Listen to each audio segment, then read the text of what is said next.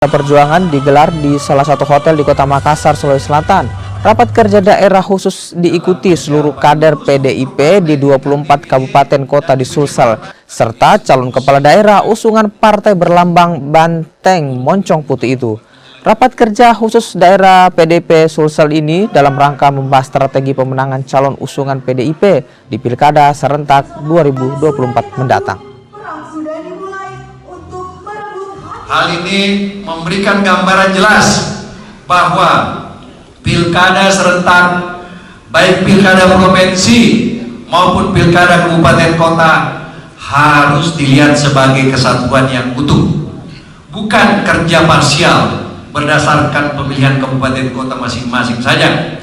Partai telah memutuskan untuk mengusung kader dalam pilkada gubernur, sehingga konsentrasi pemenangan Cakada provinsi dan Cakada kabupaten kota menjadi satu tarikan nafas seluruh struktural partai serta kader partai.